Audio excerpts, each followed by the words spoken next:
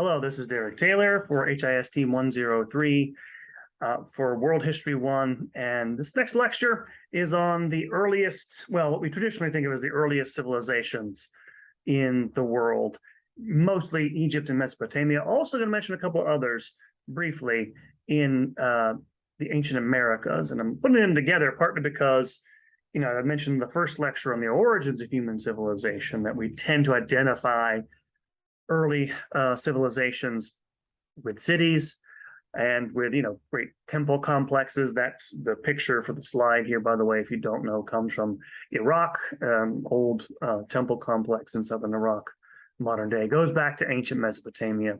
So that's what we're going to talk about today.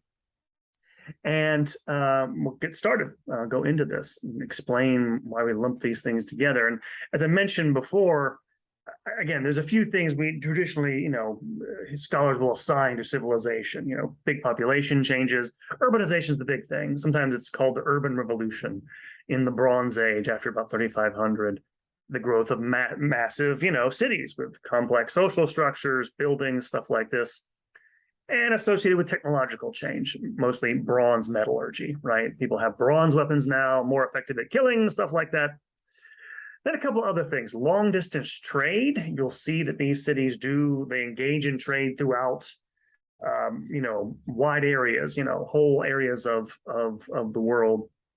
Not global, obviously, but all these civilizations have that capability we're going to talk about.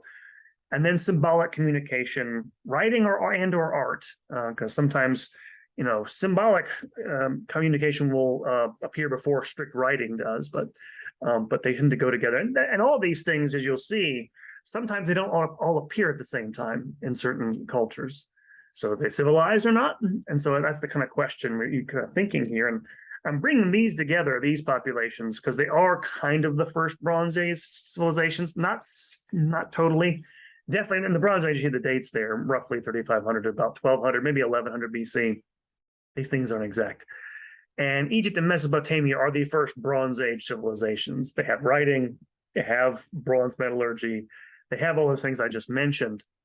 The Americas is a very different thing. You probably don't think of them along with those other two civilizations. I'm mentioning them because of their isolation, but also because, as you're going to see, they have cities, something like city structures, probably earlier than any other civilization except those two mentioned previously. But one of the readings for this week in your second source reader, Worlds of History, has an essay specifically on this.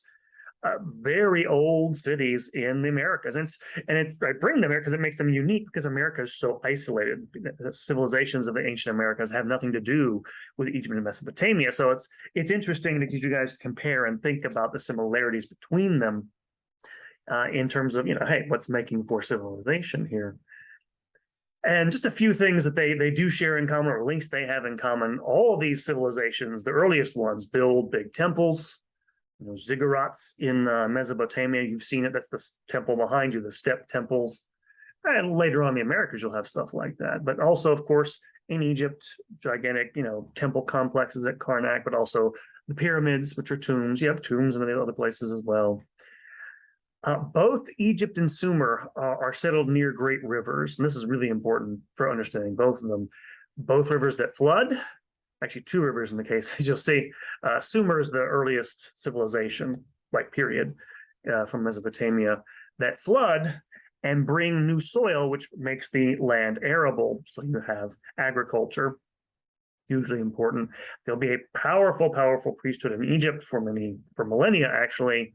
And then in Mesopotamia as well, early on, that'll change as time goes on, but the earliest city-states seem to be governed, as you'll see, by priests. And then finally, Mesopotamia in particular has links with other civilizations we'll talk about later in this course. One coming up soon is the early Indus civilization. Indus Valley civilization is the earliest civilization that appears in India. They have trading links, some of these city-states with this civilization. And it's also, of course, the birthplace of ancient Israel, because we have to mention this. I'm going to come up in a couple of weeks in a lecture on the Axial Age. We're going to talk about the emergence of monotheism, which effectively comes from the ancient peoples of Israel, the Hebrew peoples, and comes out of this very different landscape, religiously speaking, in Mesopotamia. So that's the overview of what we're going to do here. So let's start with Mesopotamia. I think I have error. I think I have spelling errors on a couple of my slides, so I apologize for that. In this, here's just the layout of the ancient world from Egypt. You have in the west Libya, the Sahara Desert, and you have Egypt, Nubia to the south. The east, you have Iran, the Iranian Plateau, and then in the middle there is Mesopotamia. You can see Mesopotamia means literally in Greek. You'll see this on the lecture slide in a second. Between the two rivers. And the two rivers are the Tigris in the east and the Euphrates in the west. And a lot of the civilization comes because you have these rivers flooding all the time. And you can grow stuff in between them. And so in the north, you have, we can call Mesopotamia the northern plain of Assyria. Assur is the capital of what will come the Assyrian Empire. We'll get to in a minute. Nineveh, biblical city. And then down in the south, you're going to have a couple of places, Akkad, and then Babylonia. Then to the east, Sumer, which is again the oldest, Ur and Uruk from the earlier Lagash. These are all cities of Sumer. And then to the very east, Elam, the Elamites are actually peoples from the Iranian Plateau, and they'll play a part in this story. And so this is where a lot of this stuff takes place. It's also, by the way, when you can be reading, you'll get this in the selections from the source readers that you'll get for this week, but you're reading the whole Epic of Gilgamesh for your first paper, which is coming up in about a month or so. And he is supposed to be, by legend, the king of Uruk down here, one of the oldest cities, along with Ur in ancient Sumer. So that's the landscape we're talking about here. Two other peoples we'll briefly touch on in this lecture as well. I want to show you up here. And Greece up here, we'll get to them soon enough, but the Hittites of central Anatolia, peoples who become a powerful kingdom in 1500 or so BC, fight with the Egyptians. And then the Mitanni, you'll see another map. They have a big, in the northern edge into Iran, they'll have a big empire later on as we get to the end of the Bronze Age there as well. Two horse and chariot peoples, basically, there in Mesopotamia. And you'll see the map again, but Lower and Upper Egypt, it's kind of back, and maybe backwards in your mind, but Lower Egypt is the northern part with the delta going into the sea of the Nile. And then Upper Egypt is the southerly part near Amana and Thebes down toward Aswan, and then into Nubia. Differences actually in the way the geography affects both of those empires when you think about it. This here's the chronology of Mesopotamia. The first cities appear around 3500 BC. We have, kings lists that list kings in the beginning, from these various city-states. They think the first ones are probably legendary. Gilgamesh is one of them, but he's supposed to be a king of Uruk. But the first city-states, alliance of city-states, emerges around 3500 BC. And you're going to have dynasties beginning to take over. We think historically, we have historical records we think are actual kings around about 2800 or so, coming down to the later period.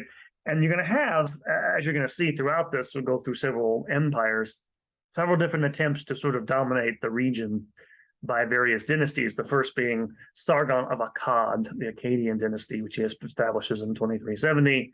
Lasts for a couple hundred years, is overtaken by another dynasty from Ur. It's so-called Third Dynasty.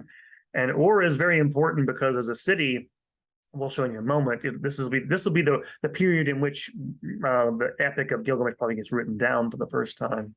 They're replaced in turn by the first of the so-called Babylonian. There's several different dynasties that count as Babylonian.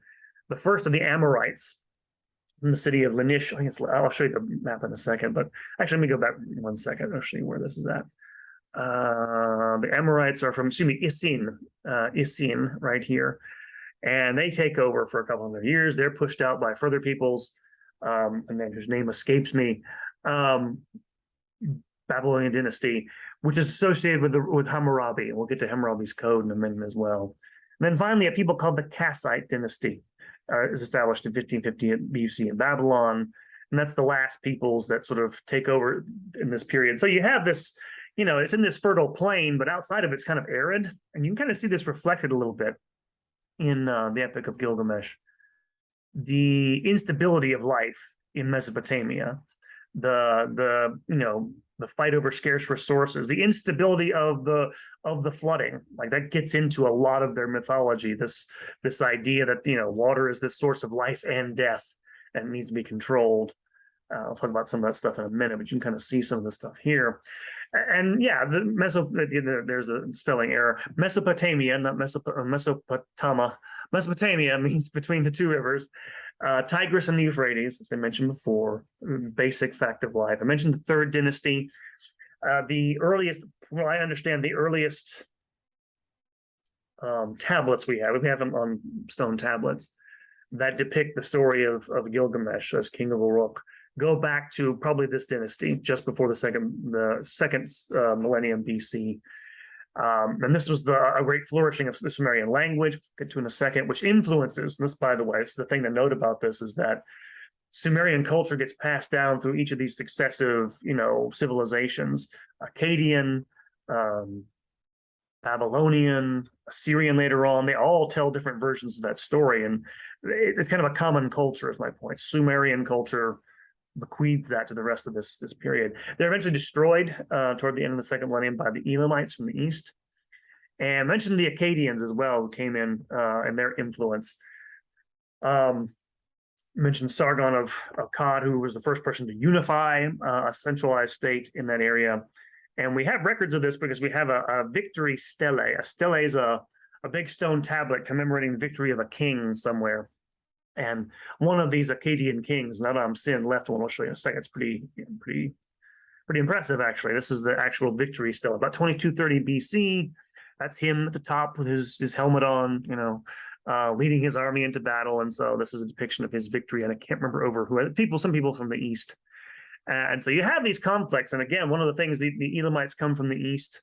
There's this push-pull when you get into something like the Epic of Gilgamesh between, the civilized people of Uruk and then people outside, right? The hill people, the country people from the steppes.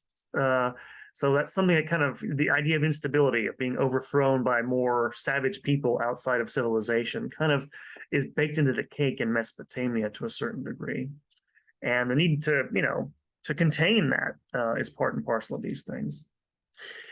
And of course, one of the things we associate with civilization is writing. And the first writing that appears, again, I don't have the, I don't say it's not 3,500, but it's a little after that, it's 30 something hundred, around then, appears in Sumeria. And that's cuneiform, which is a phonetic language. It's made according to signs, made by making wedge shapes into clay. We'll show you some of this stuff in a second.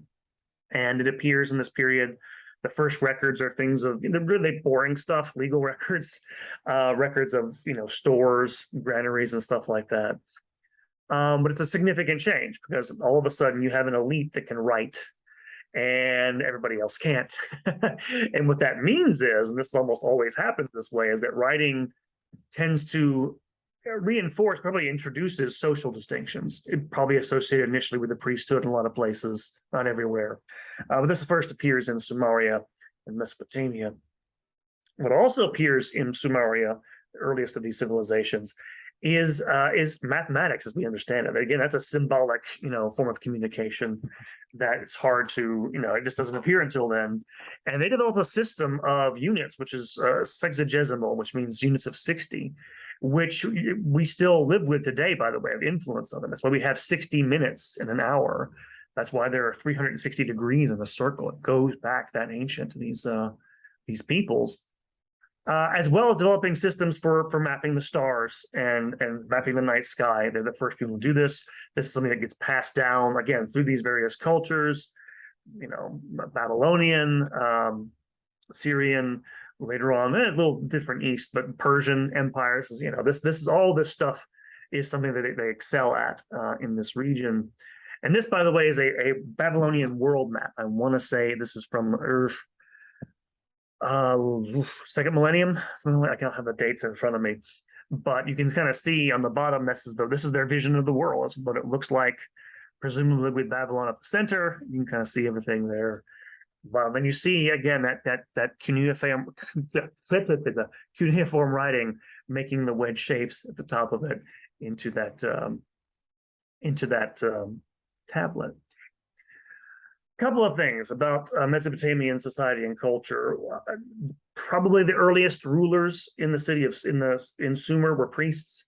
The priesthoods were very powerful. In some of these cities, they owned most, if not all, of the actual land, which is then worked by people, other the people below them in the social strata. They worship almost all of these religions do some sort of polytheistic nature gods, meaning many gods associated with nature. You'll see some parallels here. If you probably know something about Greek and Roman religion. There's a little bit of parallels there,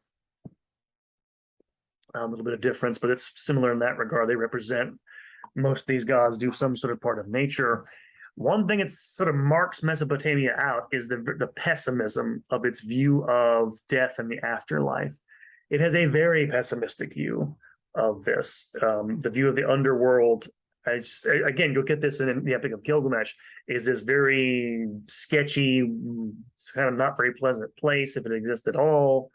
If it exists, it's probably for great warriors. You'll see some similarities to this in early Greek ideas of the afterlife, actually. It's not very hopeful. It probably reflects, again, this instability of life in ancient Mesopotamia with the flooding and the political instability and, powers coming in and conquering people all the time. Very different from what you'll see in ancient Egypt, as we'll see, which is the usual comparison.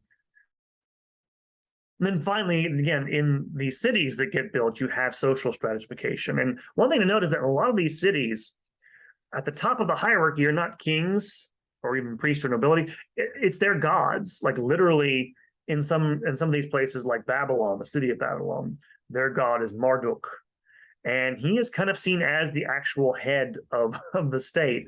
And the king, they have a king who is sort of divinely sanctioned to rule in his name, but they actually include that sort of in their social hierarchies. And eventually you're going to have nobility. I can't remember the actual Sumerian, I think it's Lugals. There's different names for these nobility that emerge, as well as kings to sort of rival the power of priests at the top of this hierarchy, but it's very stratified. And below them, people who work the land are either client farmers, sort of like peasants, or the comparison is not exactly, I don't want to confuse you, but client farmers means people who are dependent on them in some regard. Serfs is maybe a better way to put it. And then slaves. And slavery, there's basically two types of slavery in ancient Mesopotamia. One which is rare, which is kind of the reverse of probably what you're thinking, is chattel slavery. Chattel slavery is when you treat people, human beings, as goods, movable goods in law.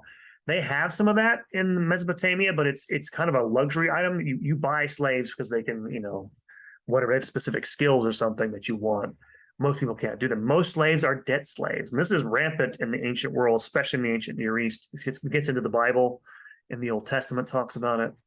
And that's actually very common. A lot of people are forced into, because they've taken on debts, into working as slaves for people in these very socially stratified cities.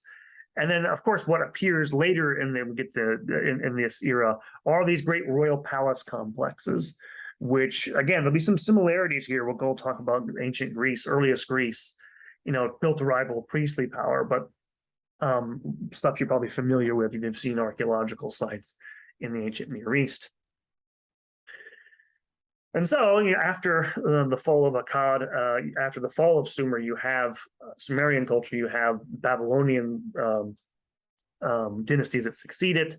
I mentioned the Amorites rule for a couple hundred years before they're pushed out. And then the society it's associated with Hammurabi. You'll get several selections from his law codes in both Sources of World Societies and Worlds of History.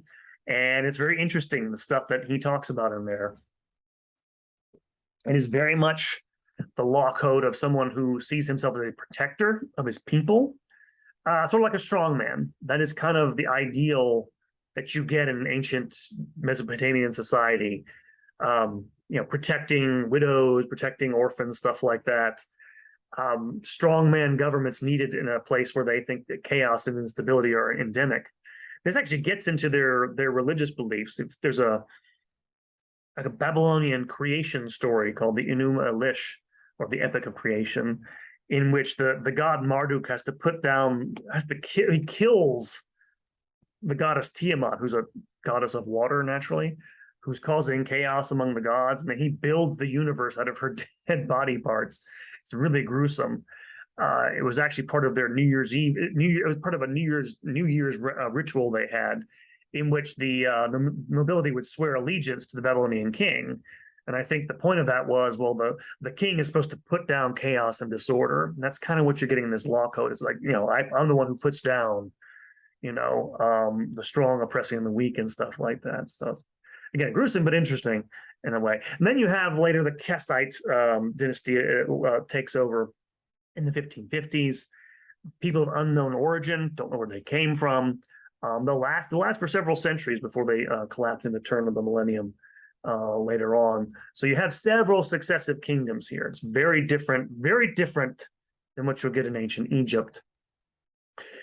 And there are a few other powers who appear. Most of those powers appear in the southern part of Mesopotamia. And in the north, you're going to have, from about 1500 onward, a couple powers rise in the north. First, the Hittites, we'll get to them in a second. Then the Assyrians, probably the most dominant of them all, who will conquer much of the Middle East, actually. They'll actually conquer Egypt at one point.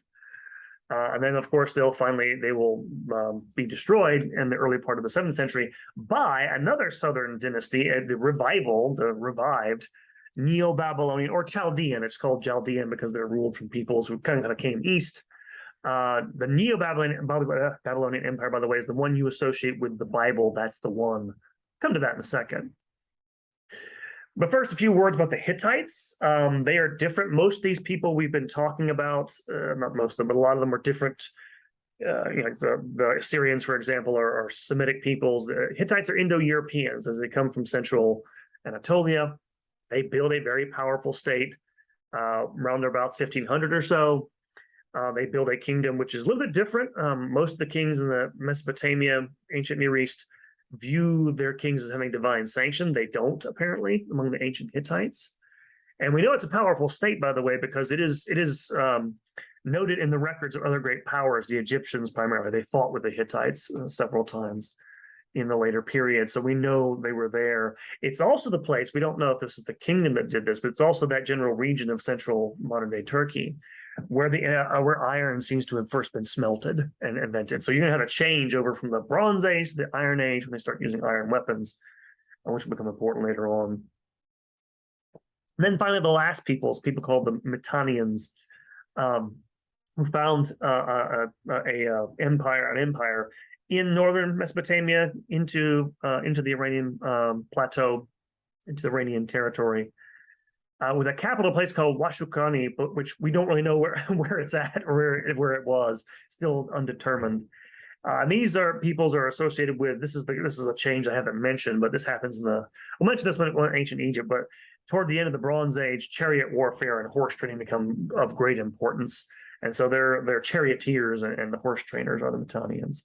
They'll be destroyed about 1260. And then finally, probably the most successful in a way of these peoples are the Assyrians. They are Semitic peoples, speaking peoples from the city of Azur in northern Mesopotamia. Originally, the Assyrian state was a dependency of Babylon. However, after the year 1000, they began expanding, and they conquer much of the Middle East. I mean, from the western end of it to the east, much on the north, in between. They are well known for their military prowess, and they are also known for intimidating subject peoples. They leave victory stele, which describe what they do to their conquered subjects. Things like, impaling people on stakes and stuff like this. They got a bad reputation to the Assyrians because of this. And honestly, I think if you wanted to, I don't know how, some of this stuff is, propaganda, but if it's basically literally, this is maybe the world's first terrorist state, because they did some brutal things. And they did things, by the way, and we'll get to this because it gets into biblical history a little bit. The Assyrians are the empire that destroys the northern kingdom of Israel in the 8th century. This is recorded in the Bible, the Hebrew Bible, and basically uses forced migration to scatter them so they can't cause any more trouble. They disappear because of that. In any case, toward the end of the 7th century, they suffer a civil war and collapse, are defeated by the Neo-Babylonian Empire. And this is just you may actually be able to see or maybe not the writing down there, but this is a statue of a Syrian relief from, I think, the 8th century, 8th or 9th century, depicting a warrior of some sort, perhaps a king. You can kind of see similar. You've seen similar things from Sumer and from Babylon. They copied it. Their culture is very similar, as I mentioned. So, and then finally, the Neo-Babylonians. They destroy Syria, along with people from the east called the Medes. The Medes also get into biblical histories there, and they are led by the biblical figure, a general named Nebuchadnezzar, who refounds the city of Babylon. This is the Babylon of, if you're familiar with the 7 ancient wonders of the world, this is described by the Greek historian Herodotus. We'll talk about in a couple weeks. And he describes the wonders of this city that was, these gardens, the hanging gardens of Babylon, and so on and so forth. This is the reign of Nebuchadnezzar. Eventually, it doesn't last too long because it gets subsumed into the Achaemenid Empire of Persia. We'll talk about in a couple weeks. Another great ancient empire has a big impact on world history. So that's the Mesopotamian side of things. So you have those sort of unstable succession of empires in Mesopotamia. Very different as ancient Egypt. You can know something about it. You probably know something about it. Everyone knows something about it. Ever since Napoleon Bonaparte made his expedition to Egypt in 1798 and brought back, one of the things, the Rosetta Stone, people in the West have been obsessed with Egypt. But it's easy to obsess about because it's so fascinating, obviously, because it's so ancient. And here's a map of the world in the Near East around about 1400 or so BC. And we'll get this later. This is the later Egyptian period. This is the late kingdom. But you can see at its height, Egypt became an empire by conquering large parts of the Middle East, what would be today modern Israel, a bunch of other countries there. And then surrounded by 3 other empires. The Hittites, that's the Hatti up there. Although I should also mention Mycenaean Greece, come to that in a few weeks. The Mitanni Empire, again, in central northern plain up here. And then down here, the Kassites in 1400.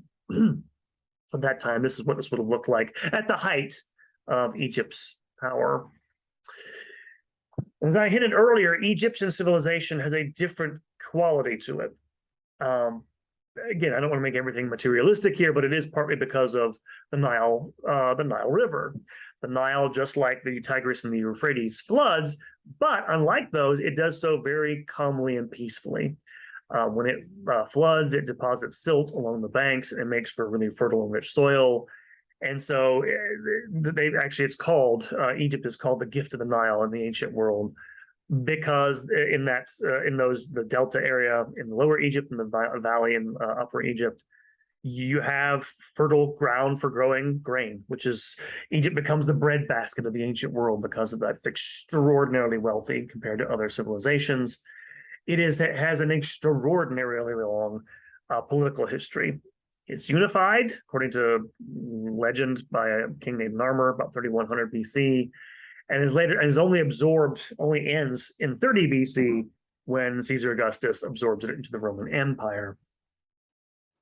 So much different history than ancient Mesopotamia. You see the different periods it's broken up into here. The first couple of dynasties, again, we're not, the earliest ones we're not really sure, but by the second dynasty, you have a real dynasty there. The Old Kingdom, of course, we'll get to this in a moment, is probably what you're familiar with because of the pyramids. Giza come from that period, from the 4th dynasty onward. They begin to build those things. There are 2 intermediate periods in Egyptian history where there's civil conflict, when Upper and Lower Egypt are divided in the ancient part of its history. And as well as there's a Middle Kingdom, which again, that's the sort of second period of its sort of glory. And then the New Kingdom after 1550 is when it reaches its height, particularly as we'll get to in the 1200s from the 19th dynasty onward. And after about 1075, I'll explain it will decline for a variety of reasons.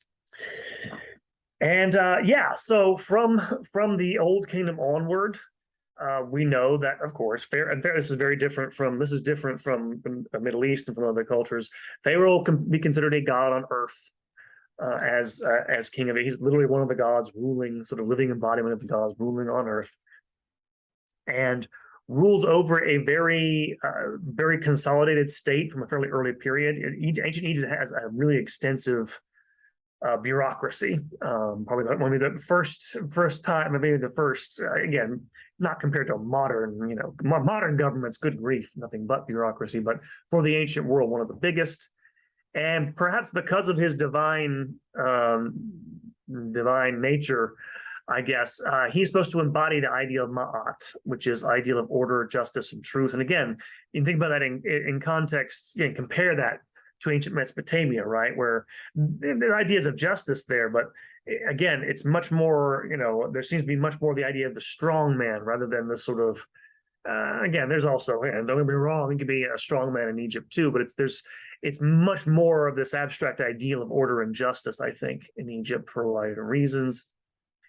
And then, of course, the thing from the Old Kingdom we all know about are the pyramids.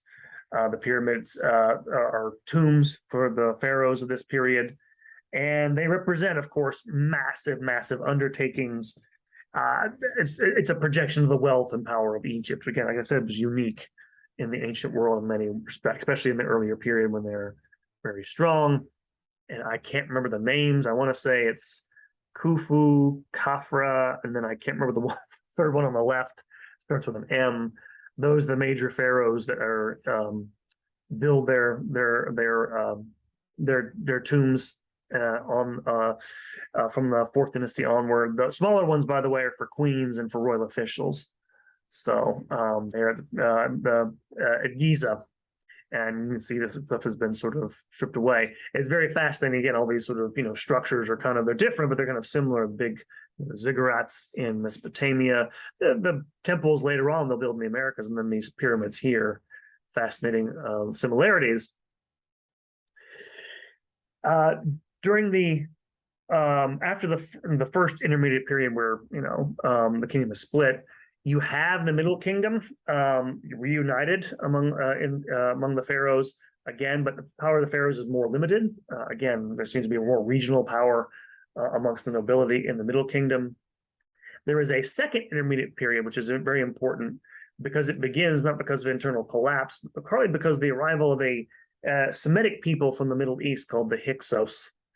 They arrive and they conquer Egypt, and they form a dynasty there, which lasts about 100 years.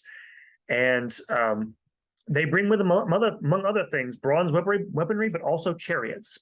Again, from Central Asia, that's where the chariot becomes the dominant sort of, it's the prestige weaponry of the age. Sort of like, I don't know, like whatever I'm thinking of Top Gun, it's like fighter pilots or something. That's the charioteers of that age. And by the way, I should mention they're really, really hated by the native Egyptians. We have documents talking about wanting to expel the hateful Asiatics from their country, which they eventually do in 1550 in the founding of the New Kingdom. It's military leaders who overthrow, which is why probably you have this expansion after 1550 for the first time, really. I mean, Egypt's ancient by 50s. It's almost 1,500 years old, over 1,500 years old by 1550. But they begin to expand into the Middle East and probably, in response to the Hyksos invasion, conquer parts of it. And you're going to have a lot of spectacular, fascinating things go on here. You'll have the attempt by Akhenaten, the emperor who tries to, we'll get to the religion of the Egyptians in a moment, tries to introduce, if not exactly, I don't know, sort of monotheism, but worship of one particular god, the Aten, the sun god, the sun disk, which doesn't survive his reign. And of course, you're probably familiar, this is the period of one of his successors, Tutankhamun, and we know him because I can't remember the British Howard Carter. Howard Carter is the one. Sir Howard Carter discovered his tomb back in the 1920s, and which had been raided earlier on, but still contained a sort of amazing amount of wealth. Just getting an idea of just how powerful and wealthy the New Kingdom was in the ancient world. It probably reaches its height at the beginning of the 1200s. Does the the New Kingdom under the 19th dynasty, which is associated, and I don't have the dates there for some reason on the slide, but doesn't matter. Won't be on your exam. But Ramses II. This is the Ramses who builds up the temples at Karnak, who extends the empire to its greatest extent. He leaves he fights the Hittites actually at the Battle of, I think it's Megiddo. I can't remember what the dates for this, but he leaves behind a record of this stuff. And again, and after his dynasty, it begins to decline. After about 1200, Egypt does for a variety of reasons. It gets divided again in 1075. It simply contracts, and it gets conquered several times before. Like I mentioned, Persia. We already mentioned Assyria in the 7th century does this. Persia conquers parts of it for about a century or so. Then the whole thing's conquered by Alexander the Great in 335 BC, and then finally, again, Caesar Augustus defeats Antony and Cleopatra and brings its long history in the ancient world to an end. Pretty amazing, over 3,000 years before the birth of Christ. Now, a couple of notes about Egyptian society, and again, we talked about this. I don't want to overdo this with how stratified Mesopotamia was. There are a couple of things that are very different about Egyptian society. One is the social mobility, relative social mobility. And part of this is perhaps because the state is so dominant in Egyptian life. The state literally runs the entire economy. All the land is owned by the pharaoh, and he's a god on earth. He owns all the land. People work for him. They work for the state. The Egyptian priesthood is very, very powerful and influential. And in fact, the kind of economy they have, where it's the Egyptian state, trading with, people from Greece and from the, Middle East and stuff like this, from the Nile going to other places by river and so on and so forth. It's sometimes been referred to as theocratic socialism, which is a good term for it. On the other hand, because the bureaucracy is so big, you can, unlike in Mesopotamia, rise up through education. There's actually in I think it's Worlds of History. There's a selection of a writing. It's called "Be a Scribe," and it's trying to recruit people to be scribes in the government. And the pitch is a pretty good one. Don't be a slave working in the fields your whole life. Come and learn to write and stay indoors. And so you can. There is apparently some mobility in ancient Egyptian society. There is also, and this again, I don't want to overdo this. All the textbooks I've ever read about this mentions this, so I'm going to mention this, but there does seem to have been a little more freedom for women in the Egyptian society than Mesopotamia. They have some control over property, which we don't see in ancient Mesopotamia. There are some rights to divorce. There are some efforts in Egyptian law at things like equal legal protection. Again, I wouldn't overdo this. Again, don't get any ideas. This isn't like these aren't progressives in the ancient world, but slightly different than what would happen in Mesopotamia. Did have one thing you never had in Mesopotamia. That was a female ruler. That would be Hatshepsut. I don't have the dates for this, but something that did not occur in other places. So that it points to a less militarized society, right? If it's military, it's usually going to be run by men in the ancient world. So that's because Egypt is so stable, they can afford to have a big bureaucracy, a bunch of scribes and intellectuals run things, and so it's easier for women to get into power, perhaps. This is a statue, by the way, of a woman. She's kneeling over. She's kneading bread. She's kneading dough for bread, and so interesting, depiction of this on the role of women in ancient Egypt, perhaps. One other thing to note about Egyptian society is slavery, and then compare it to Mesopotamia. It really only becomes numerous during the Middle Kingdom. Apparently, the pyramids originally were not built with slave labor, but they will begin bringing in slaves from Asia, from Africa, probably from Nubia in the Middle Kingdom. And this increases to a great degree. It expands during the New Kingdom. Again, it's an empire now. Probably enslaved peoples from Semitic peoples from the Middle East. Almost probably you take this for granted. Yeah, there were some early Jewish peoples there. Hebrews, yeah, they're probably enslaved during this period. Makes sense to accept that as realistic anyway.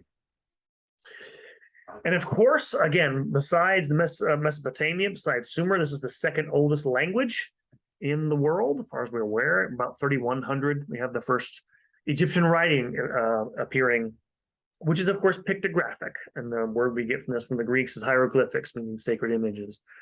And of course, this features in a lot of, they'll eventually develop their own script, but you'll have for sacred purposes this hieroglyphic writing, which, mostly for religious purposes, also for government purposes. And of course, religion feeds into everything in the ancient world. Like Mesopotamia, they have a polytheistic pantheon of gods. Unlike them, many of their gods have animal qualities. In fact, during the much later periods of Egyptian history, this will be a thing. They worship animals in a way that other societies don't. They're not. The term is anthropomorphic. Like all these gods are to a certain extent, that means human-like, but a little different with the Egyptians. The highest gods, or the elder gods, are Amun or Re. As you can imagine, solar cults, being in a sort of desert, are important in ancient Egypt all throughout its history. And as I mentioned before, culminating in the Pharaoh Akhenaten's attempt to make Aten the only worship of the whole kingdom, seems to have led to his downfall because nobody wanted to do it. Some people have described this, by the way, as being monotheistic. I don't know if it's monotheistic. It seems more to be more like what is called henotheism, which I'll explain in a second. But again, it's very different from the experience of Mesopotamia in several respects, but that's one of them. The other way it's very different from the view of, from the Mesopotamian view of religion is their view of worship in the afterlife. They had a very clear understanding of what the afterlife is like. They have a Book of the Dead, which describes it, all the things you have to go through, the sort of judgment at the hands of Osiris. There are all these gods you have to go through, and it's much more pleasant. And it's generally pleasant because even though at first, in our oldest records indicate that the afterlife was only for pharaohs, by the late, I want to say by the New Kingdom, by the later period of Egyptian history, the afterlife is supposed to be open to everybody. So this is why, of course, mummification becomes so important, because you have to prepare yourself to go through the afterlife, prepare your body to be resurrected by the god Osiris, all other sorts of things. And again, this is why we make this materialistic assumption about geography. Geography matters, and no question about it. The Nile has this very pleasant, the Nile with its flooding has this pleasant view of things, and whereas the gods are all violent and stuff in these Mesopotamian creation stories, much more peaceful in the Egyptian view of things. And here is just an image from the Book of the Dead, the Egyptian Book of the Dead. You'll actually have an image of this. I think it's either in Sources of Societies or in Worlds of History. We'll see another image of this, and we'll ask you some questions about it. But you can see kind of the scales being weighed. This is one of the things you go through in the afterlife. Oh, it's Anubis who weighs your scales, because that's the dog face god or whatever. So you have this elaborate, worked out view of the afterlife, very different. And then Mesopotamia, and fitting for a more safe to say, a little more sophisticated, stable society in ancient Egypt. So that's the Egyptians. I have to take a minor detour, and I have to make a tiny detour and talk about ancient Israel. Why are we talking about ancient Israel? Not one of the earliest societies. However, it is a society that grows up in the midst of all these other powers we just mentioned. And here you have the chronology. We can pin down historically, and I start from here. And by the way, we do actually have we have evidence, we know, outside of the Hebrew Bible, of the existence of all these people from on here. Up until about 30 years ago, we didn't. In the early, 1993, I think. Yeah, almost 30 years ago now. Whew, I'm getting old. In 1993, they discovered in northern Israel. Yeah, they discovered in northern Israel one of these victory stelae I mentioned before, from one of the Syrian kings in the region, and it described the victory of one of their kings over, I can't remember the guy's name, over King so and so of the house of David, and that was the first time we'd ever had any confirmation outside the Bible that there was a king. And they found several others since then. So this is for scholarly purposes the beginning of the historical period of ancient Israel. And it's, of course, I mention it because it gets conquered by half of these people. Assyria, the northern kingdom, when it gets split, gets conquered by Assyria.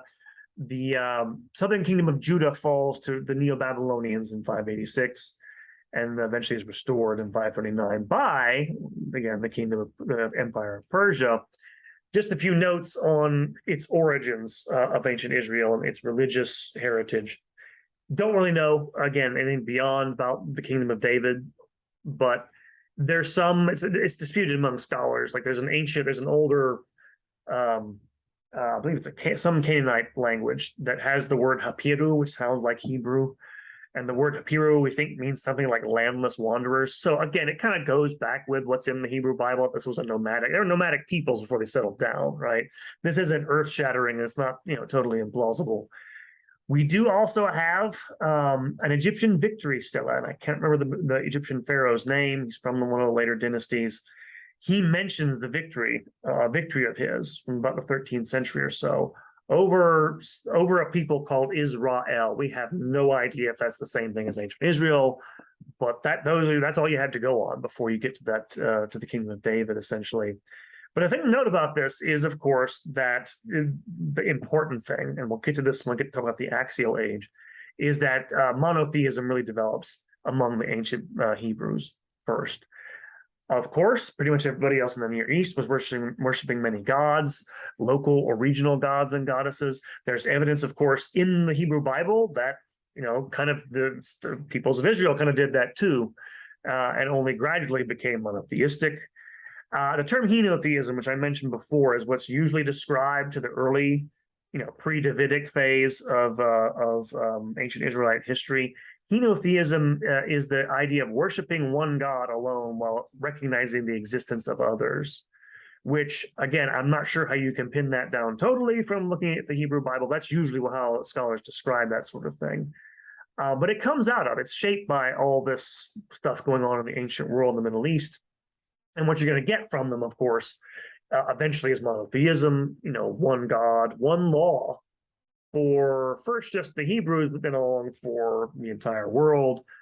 You also get from them, of course, the Hebrew Bible, which is the only, for the most part, for a lot of what we know about the ancient Israelites, the only reason we have any knowledge is that Bible itself.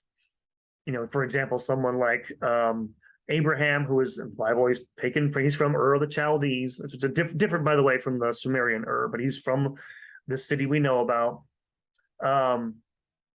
Again, we have no evidence outside the Bible that he existed, but doesn't seem anything implausible about it to me that you had nomadic peoples, crisscrossing the Middle East. That happened. We know that happened. So, but the point is the fact that, there are lots of these peoples, when we move on here and show you, crisscrossing the Middle East who get swallowed up by these empires in the ancient world. The relative dates, we suppose, for their arrival in Palestine, 1900 to 1600. Moses, because this probably took place around the 13th century BC sometime. Then we had the dates for David and Solomon, which we actually have they're more precise, obviously, for a variety of reasons.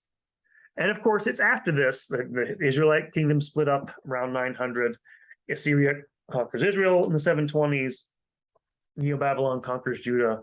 And as I mentioned before, I say that some Jews are allowed to return to what was Israel. They weren't all taken into exile by the Babylonians, by Nebuchadnezzar, but some are allowed to return by Cyrus the Great of Persia. And by 515, you've had the Second Temple rededicated. So you're getting into the later historical period of Israel where we have much more evidence outside of archaeological evidence for it. The point is, the only reason we even know about a lot of this is because they wrote down their history. And because they did believe eventually, or however you put it, in one God makes them important. And of course, because of the development of monotheism makes them very, very historically important, to say the least. And this is, again, routes, from Judah to Babylon to Egypt. Again, they're at the crossroads of all these empires. The fact that they got swallowed up is not surprising. It's surprising and interesting is the fact they survived this and they held together partly because of their beliefs in the later period. And this, by the way, is a victory stela from the 8th century, depicting these people that are being hauled off are Jews. They're Hebrews being taken captive by the Assyrians. This is the capture of the northern kingdom of Israel And this is where you get the so-called lost tribes of Israel from. They were basically put into different, they were scattered, forced migration, forced assimilation. So there you go. All right. And then finally, after all that, let's talk about something halfway across the world. But no, at the same time, you have something like civilization arising in the ancient Americas. And again, one of the things you should think about is, as far as we can tell, differences, similarities. Again, one of the things world history should give you is a sense of, okay, I think the unity of humanity and human civilization, but along with the differences are obvious, I should think. But how many similarities do we have?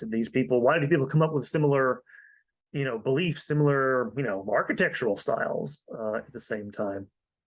Very interesting stuff here. And this is the map of the earliest civilizations of the Americas, Mesoamerica, Central America.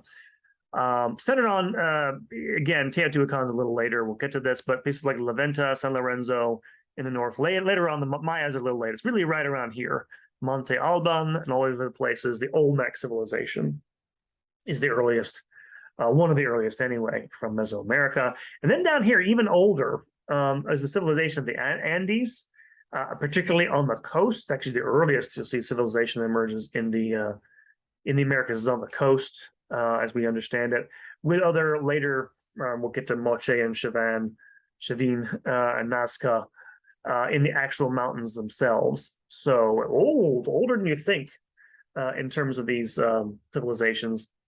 And so in ancient Mesoamerica, they divide the timeline up like this: the Archaic period from about 8,000 down to 2000 BC, and then the formative period, which we're mostly going to talk about here very briefly, which is where you have the emergence of Olmec civilization, the emergence of, writing and stuff like that at the end of what's called the formative or pre-classic period. Then the classic period, that's when you get the development of Mayan civilization later on.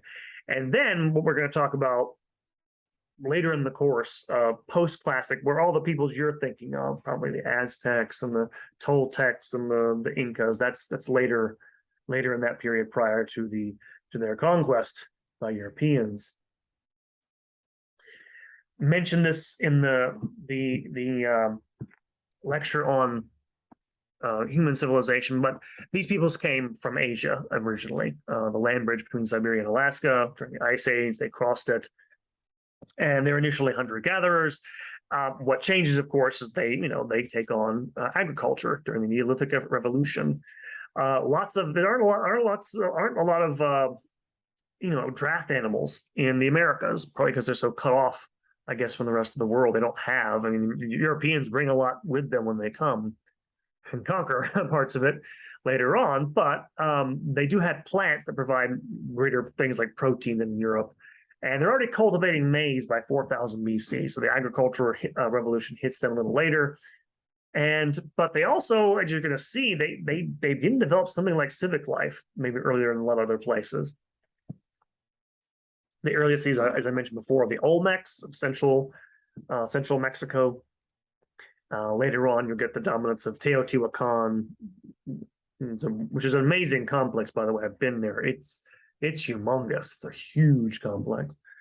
And then later on, Monte Alban, those other places there. And then later on, the classic period of Mayan civilization in the peninsula there. But it's in the pre-classic civilization era that you have. It's called formative for a reason, by the way, because formative, it is formative. The Olmecs with their capitals at San Lorenzo and La Venta, it's there where you have the origins of Mesoamerican civilization as we understand it. They have writing, which I believe is also pictographic, kind of similar to the Aztecs. But all the other things that we think of as being characteristic of these peoples, things like, cities with like a symmetrical arrangement of, platforms and plazas and other big structures, monumental structures, as well as things like courts, probably for things like, and I'll mention this definitely when we later on the semester, every single Mesoamerican civilization, as far as we're aware, going back, I think, to the Olmecs, has some variation of a ritual ball game where they have a ball. And this is actually kind of fascinating because this is an aside, but my father grew up in Tampa, Florida, and he had lots of friends who were Cuban. They're from Cuba. And my dad actually played. They had this game. I guess it was from Cuba. It's called Jai Alai, and it's a ball game. It's a version of these, like you play with these. You know, in this game, Jai Alai has this hard wooden ball, and you guys have to wear these helmets, and they have this like long. It's like a almost like a basket, but it's like a long, almost banana shaped glove, and you have to sort of catch the ball on the fly and then throw it into this net. And it's really actually kind of fun to watch. It looks dangerous because if it hits you in the face, you'd be dead. But this is then some of these ball games could be kind of deadly actually. But all that stuff is, it's already there as early as, probably not 2000, but you get into the later parts of the formative period, it's going to set up what you have much later on, which you're probably more familiar with in the Mesoamerican period. So they have cities later than what we're talking about here in Mesoamerica. But, however, in the Andes, and you get this in some of your readings in Worlds of History, you're going to have an essay. In fact, you're going to have, just to preview the readings a little bit, in Worlds of History, Chapter 2, there's going to be an essay on the urban revolution at the beginning, which is not a primary source. It's by a modern historian. It's actually by the editor of your book, or editor of Worlds of History. And then you'll have an essay at the end, which is going to be upon end of that chapter, which is going to be on the discovery of the first city in the New World. Like there are some Olmec cities that are that old. There's also old cities in what is modern day Peru. As you can see from the chart there, there's monumental architecture, a place called Espero on the coast of modern day Peru. Later on, you'll have an Andes civilization, the Chavin or the Chavan, I pronounce that.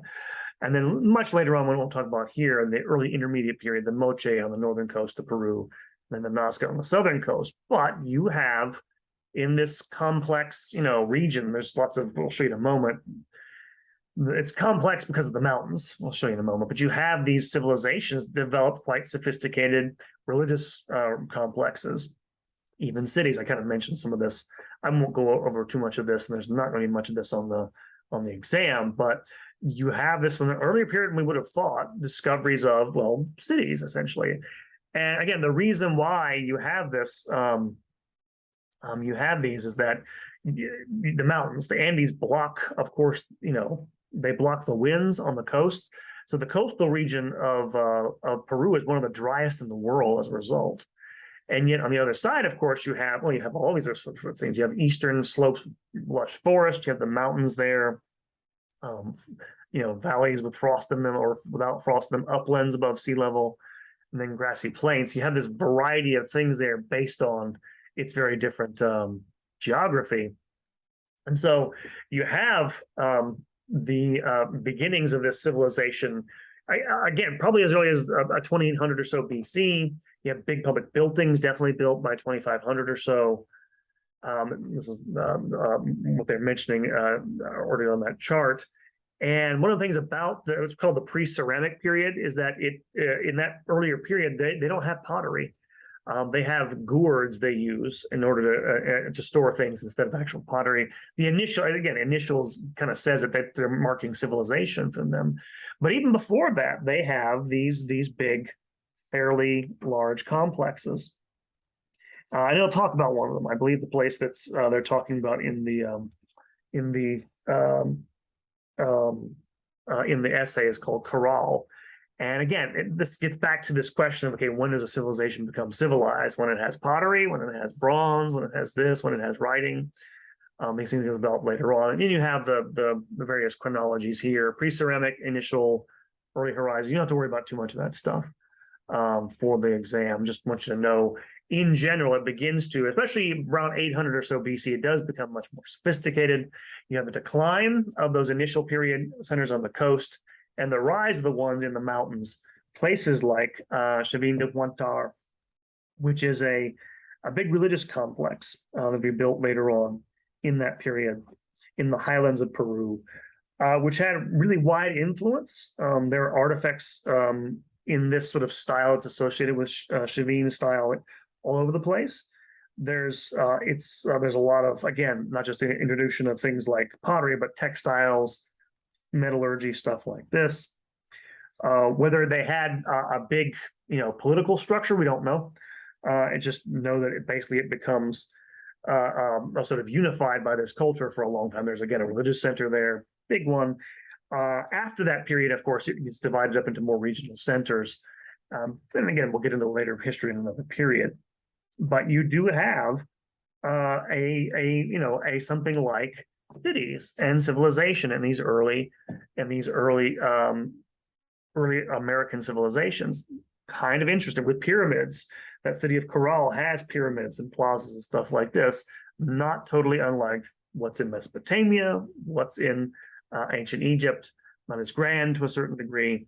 And then you can see, by the way, this is the various places along the road. We've talked about this before. There's Chevain de Juan d'Arc. There's Katoche, which is the religious center there, all up and down that region.